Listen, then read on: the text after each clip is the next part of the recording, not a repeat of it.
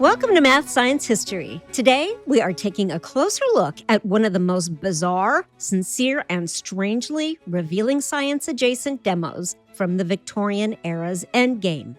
The attempt to photograph thoughts, emotions, and even the human soul. Hi, I'm Gabrielle Burchak. I'm a science communicator with a background in math and journalism. And today, I'm going to talk about photographing thoughts.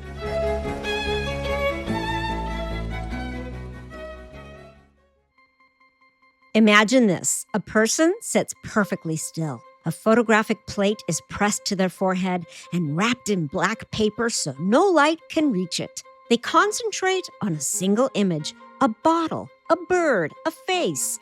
And minutes later, the plate is developed and a strange shape appears. A cloudy stain, a faint outline, a mark that looks like it came from nowhere. And in the late 1800s, some people looked at those marks and said, there it is, a thought. This is not a story about people in top hats doing party tricks, although there will be plenty of room for skepticism. It is a story about how new technology can make the impossible feel suddenly reasonable, and how easily the human brain turns mystery into evidence, especially when a chemical plate gives us something, anything, to point at. By the end, you're going to find out what tools they used, why the idea felt plausible at the time, and what these experiments accidentally teach us about photography, perception, and the modern hunger to see what is happening inside our minds. To understand why photographing a thought sounded even remotely plausible in the 1890s, we have to picture what the century had already done to ordinary human expectations. Photography itself had arrived like a miracle. A machine could trap time. It could preserve a landscape. It could pin a face to paper. It could even preserve a person who would be dead next year but still staring back at you a decade later. Early photographs even looked ghostly. Pale faces, long exposures, blurred movement. The medium practically invited supernatural interpretations. At the same time, electricity had moved from laboratory novelty to public spectacle. Invisible forces were no longer philosophical. Telegraphy had already taught people that unseen signals could travel long distances and carry meaning. If an invisible electrical pulse could carry a message across the world, then perhaps an invisible mental pulse could leave a trace too. In November 1895, something happened that poured gasoline on the entire invisible-made-visible imagination. Wilhelm Röntgen produced an image using X-rays. It was a new kind of invisible light. Suddenly, it was not just about photographing a person. These specialists could photograph what was inside of us, including our skeletons. We were given evidence that the camera could reveal realities our eyes could never see. So, if the body had invisible rays and the photographic plate could capture invisible rays, why not the mind? Around the same period, spiritualism was widely popular, and not only among the gullible.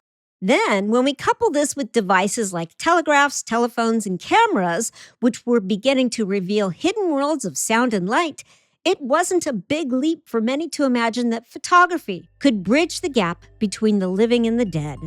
Spirit photography had already made headlines decades earlier, including famous claims associated with photographer William Mumler.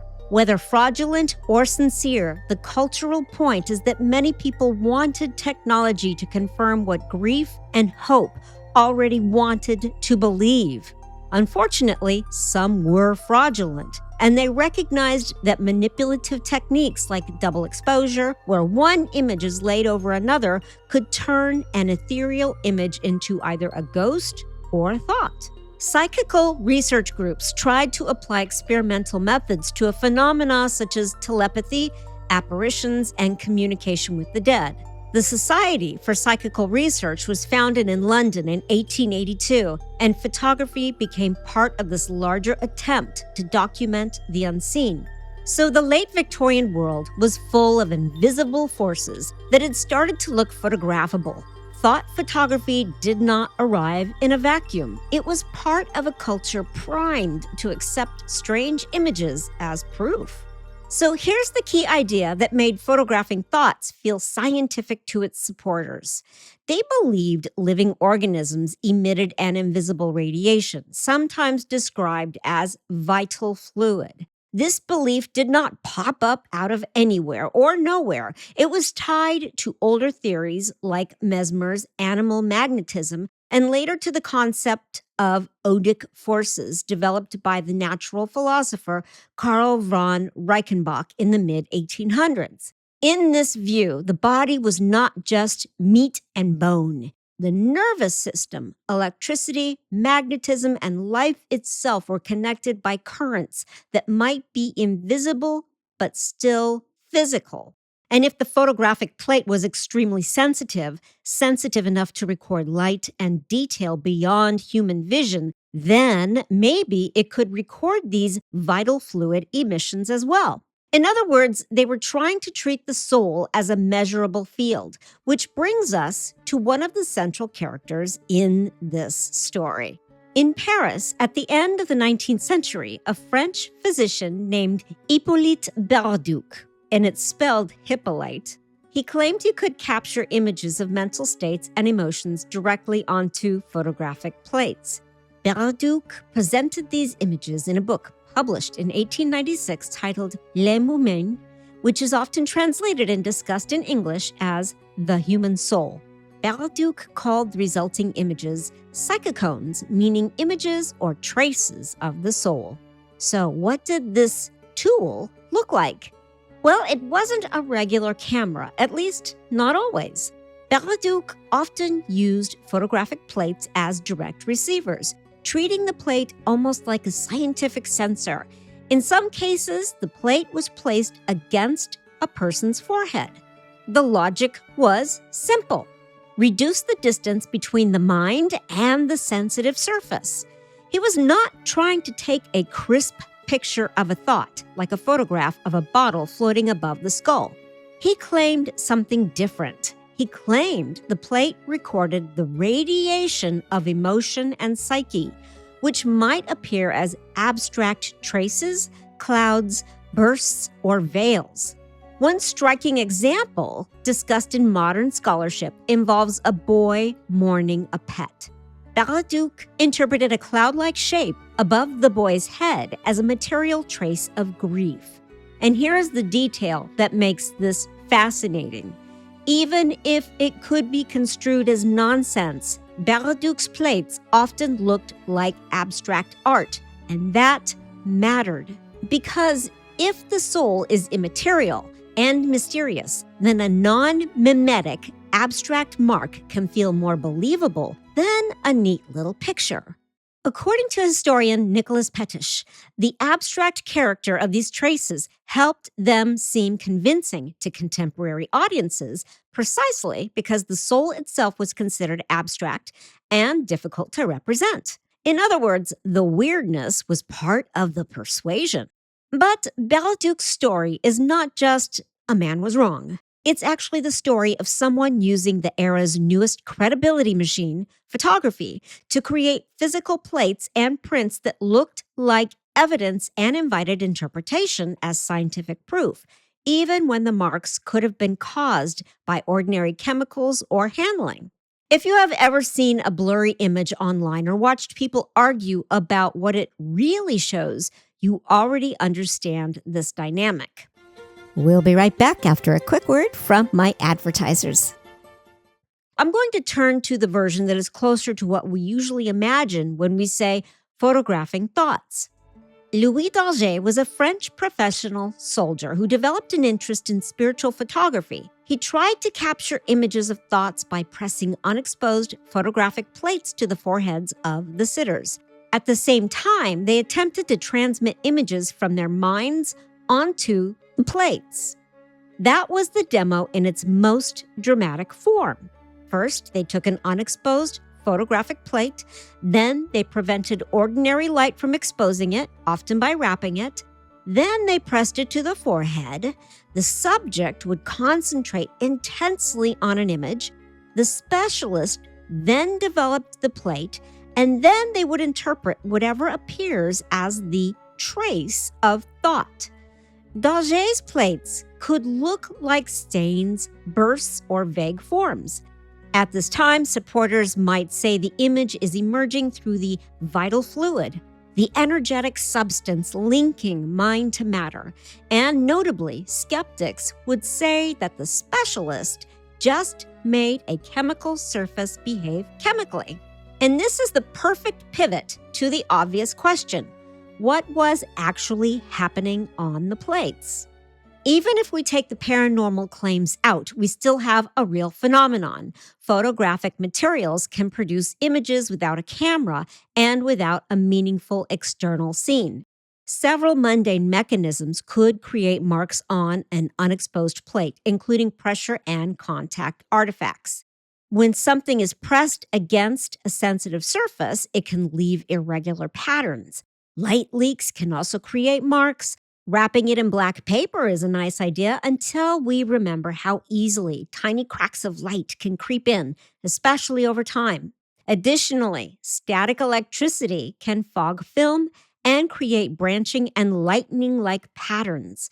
Marks on an unexposed plate can also be caused by chemical contamination. This includes oils from the skin, residue from handling, moisture, or uneven development, which can create blurs, halos, and ghostly patches. Finally, marks can also be caused by heat and humidity. They often used glass, gelatin dry plates that were chemically sensitive. Heat and humidity can increase chemical activity, leaving images that were foggy and blotchy. In other words, a photographic plate is not a neutral window. It is a reactive chemical skin. And once there is any mark, human perception can take over. So we are meaning-making creatures. We see faces in clouds, animals in constellations, and patterns in randomness because pattern detection is one of the brain's core survival skills. For a modern parallel, let's think about medical imaging. When an imaging technology is new, there is a period when interpretation lags behind its capabilities. People argue over what a blurry structure means. So they fill gaps with assumptions, and thought photography lived in that gap. This isn't a dismissal of the past as stupid. It is a reminder that every era has its own seductive new instruments, and that there are so many unknown factors that can be perceived as both magical and scientific. Which, as a side note, I think is kind of cool because it leads us to creative imagination. Here's the twist that makes this more than a historical curiosity. We still want to photograph thoughts. However, we now do it with different tools and more careful statistics. Today, researchers use electroencephalograms, also known as EEGs, and fMRIs, also known as magnetic resonance imaging, and other methods to correlate patterns of brain activity with perception, attention, and, at times, approximate mental imagery. These methods do not produce a literal photograph of one's thought. Conversely, they do create visual representations of brain activity that can feel eerily like mind reading to the public. And the same risks remain. We can overinterpret noisy signals, confuse correlation with certainty, and forget how much interpretation lies between data and conclusion. The Victorian thought photographers remind us that a picture can feel like proof even when it is a chemical accident plus a persuasive story. At the same time, they also remind us of something a lot more generous, that curiosity drives people to attempt the impossible. Sometimes those attempts produce nonsense, and sometimes they create new art. Sometimes they produce new science indirectly by forcing better methods and stricter controls. Historian Petish notes that the influence of these soul photographs was ultimately more substantial in art than in science, with their abstract forms resonating with emerging modernist aesthetics. So, yeah, in a strange way, trying to photograph the soul helped normalize abstraction as a serious visual language. So, what can we remember from the thought photography craze? Well, the late Victorian period was a perfect storm of new media, public spectacle, and genuine scientific discovery that made invisible forces feel newly recordable, especially after X-rays. Second, people like Hippolyte Baraduc and Louis Darget were not using magic cameras. They often used photographic plates as sensors, then interpreted the resulting marks as evidence of mind, emotion, or soul. And third, this is a story about interpretation. The plate gives us a trace, and the human mind rushes in to complete it. That impulse has never gone away. It is why science needs controls, replication, and humility, especially when the results look exciting. It is also a reminder to keep going after the first intriguing result, especially when it feels like a breakthrough.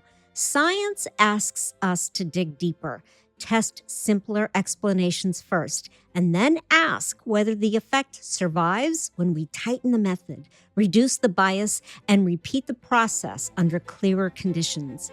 If it disappears, that is not a failure. It is information, and it points us toward what was really causing the result. If it holds up, then something genuinely new may be waiting on the other side of careful replication. At its best, that process does not crush curiosity. It shelters it from wishful thinking and the urge to stop at the first thrilling story.